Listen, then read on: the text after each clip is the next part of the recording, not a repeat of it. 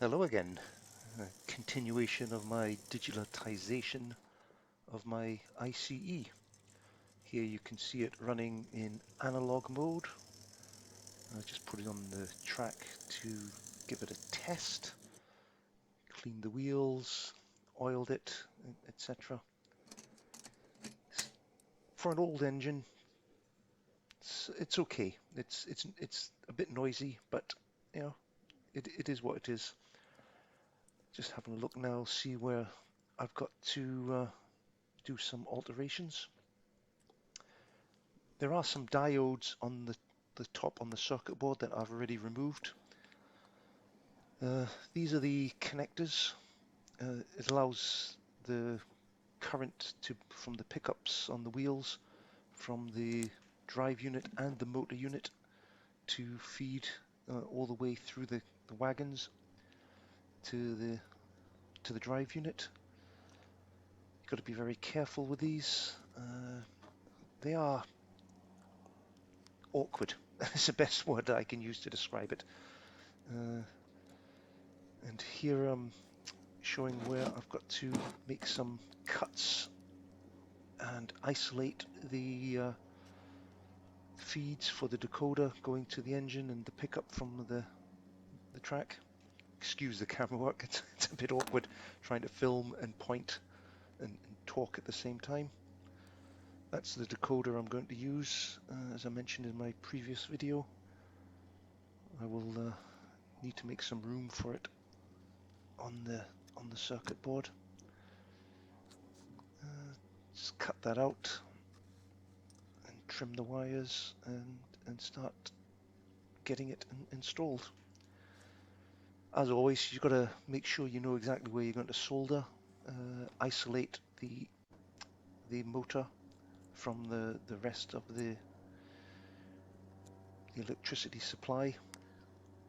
Remove all the non-essential bits and pieces.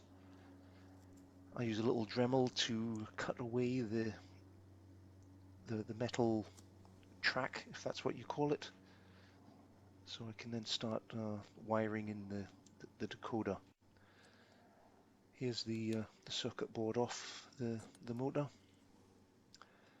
My initial thought was I'd cut away a bit of the weight here on the side and make room for the decoder, but as we'll see, I actually changed my mind later on.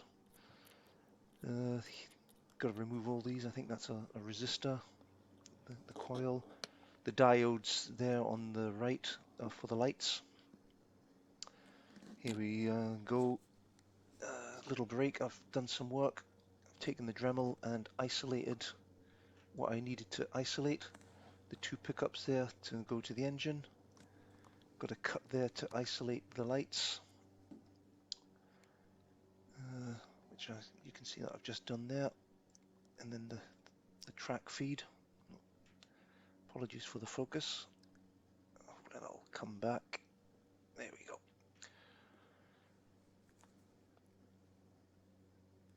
And I've got to feed that across, span that gap from there to there to allow the pickup from the front and the rear axle, because the feed for the motor is in between.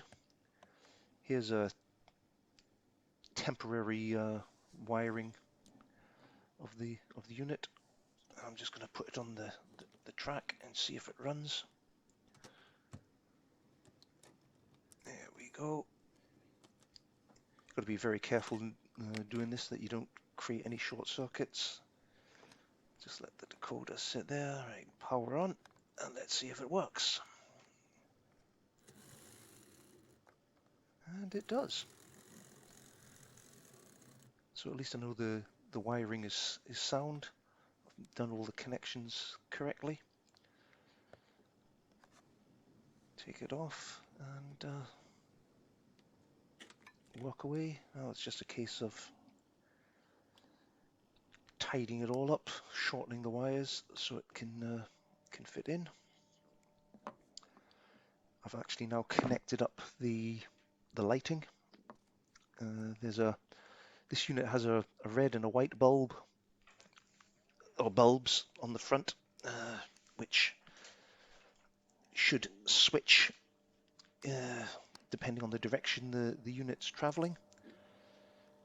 I've actually, there's another output as well, which I've just soldered a wire onto the decoder.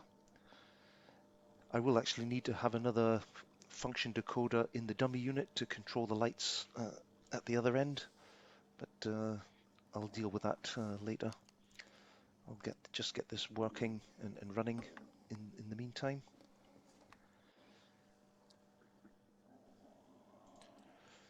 And here we have the dummy unit.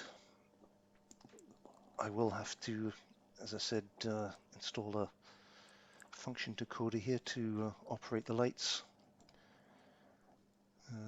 but I'll do that later on. Plenty of room here for the decoder to sit in. As you can see, there's no engine in there, so it's not a problem at all to deal with that. So it's just a case of tidying it all up, making room. And here we have the test with the lights. As you can see, I can switch the lights on and off as desired. They all works quite nicely. It's always worthwhile testing everything before you make the final fitting of the decoder and the wires. I found that out the hard way.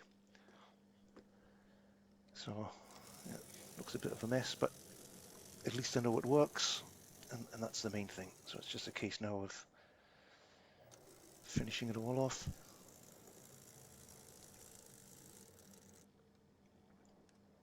As I said, it's slightly noisy, but you know, I don't expect it to be as quiet as the more modern engines that have been built. I think it's a 3-pole motor that's in this. Here's the where you can actually program the function outputs. Right, here we go. Here's me already started work on cutting away some of the circuit board to make room for the decoder. The space in the roof is very, very tight once the body is fitted, so I can't just sit it on top. I actually have to cut away the circuit board. Looks a bit rough at the moment, but I'll just making the sizes correct, and then I'll tidy it all up and fit it properly. Again, you have to be very careful here because it's a metal body. Avoid any short circuits, etc. Right, this is my first attempt. We'll see in a little while. I actually made some more modifications to this because I wasn't happy with how the decoder was sitting here.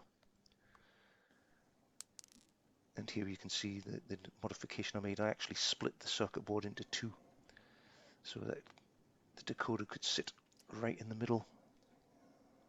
And I put some insulating tape down, fitted the body, and here it is running on the layout.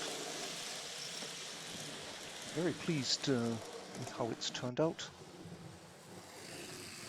Very, very nice. I haven't filmed a